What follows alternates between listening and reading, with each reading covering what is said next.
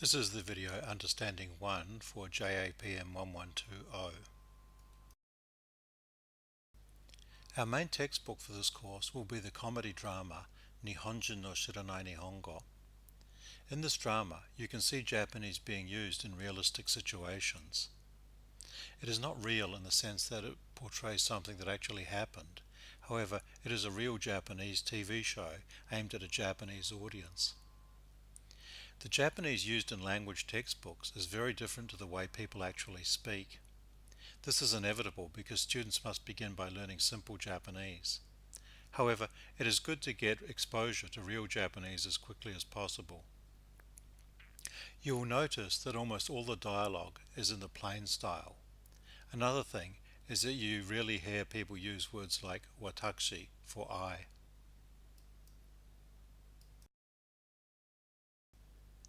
The picture shows the main characters in the drama. One of the interesting things about this drama is that it shows foreigners speaking Japanese. Their acting may not be very good, but you can see that they have different levels of language ability. As this is a TV show, you have to be careful to differentiate between what is realistic and what is not. The first scene on the bus is an example of this. Although the setting is realistic, in real life Haruko would never confront Bob the way she does. Firstly, in general in Japan people are very reserved. Secondly, in big cities like Tokyo, people don't care about strangers. However, the series is full of useful language, culture, and things to think about. In the first episode, for example, you can see two different kinds of restaurants, a ramen restaurant and a sushi restaurant. Seeing these kinds of places in the drama is a good starting point for learning about Japan. The theme of the first episode is Go ni ite wa go ni shitagae. When in Rome, do as the Romans do. This is an important issue to consider. When you speak in Japanese, should you follow Japanese rules of social behavior because you are speaking Japanese, or Australian ones because you are Australian? There is no simple answer, but you need to give it some thought if you want to successfully engage in cross-cultural communication. One other thing that comes across in the drama is that to communicate in Japanese, you need to know a lot about Japanese society and culture. In JAPN 1110, we learned about Japan using English language materials, but in this course we will start learning about Japan using Japanese language materials. Studying kanji is a good way to do this. Kanji are not only important for reading and writing, but they also contain lots of meaning in relation to Japanese culture. In JAPN 1110, we learned about the different regions of Japan and the different periods in Japanese history. In this course, we will study this more by learning the related kanji. In Module 1, you will study the kanji for harmony, which is wa. When you add the kanji for big, you get this kanji, which is read as Yamato. Yamato is the name of a place in Nara Prefecture where the ancient Japanese state first developed. We will also learn this kanji, which combined with this kanji gives us Jidai, meaning period. Yamato Jidai means the Yamato period, which was from 250 to 710. Wa is also used as a prefix to mean Japanese in words like washoku, which means Japanese food. Japanese history before the Meiji Restoration of 1868 can be divided up according to where the center of political power was located in the following way.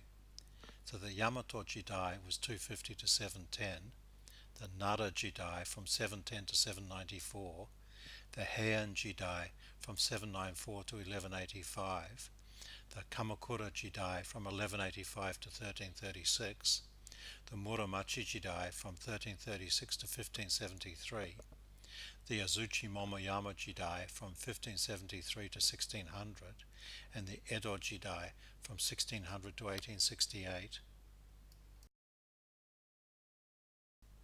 Japanese history can also be divided up by using the same kind of periods used in European history.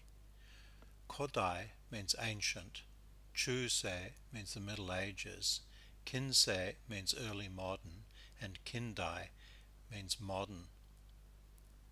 These correspond to the other system of periodization in the following way. The Kodai period is the Yamato Jidai, the Nara Jidai, and the Heian Jidai. The Chusei period is the Kamakura Jidai and the Muromachi Jidai. The Kinsei period is the Azuchi Momoyama Jidai and the Edo Jidai. The period after the major restoration is divided up according to the reign period of the emperor in the following way. So the Meiji period was 1868 to 1912, the Taisho period 1912 to 1926, the Showa period 1926 to 1989, and the Heisei period 1989 up until the present. In Japan, years can be counted in two ways. One is the same as in English, for example, 1945 or 1998.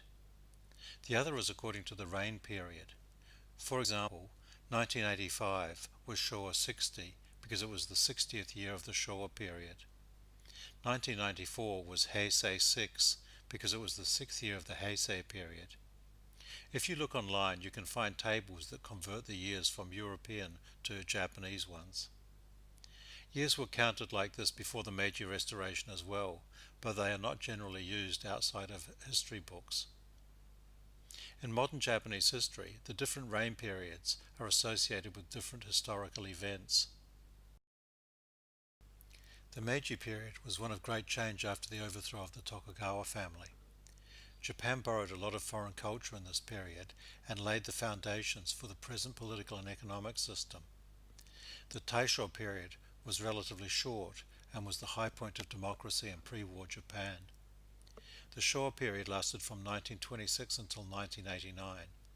It is usually divided up into the pre-war and post-war periods.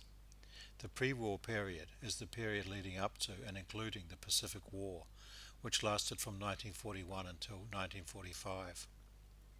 The post-war period includes the period of American occupation from 1945 to 1951, and the long period of prosperity up until 1989. The Heisei period, which began in 1989, is associated with a downturn in the Japanese economy.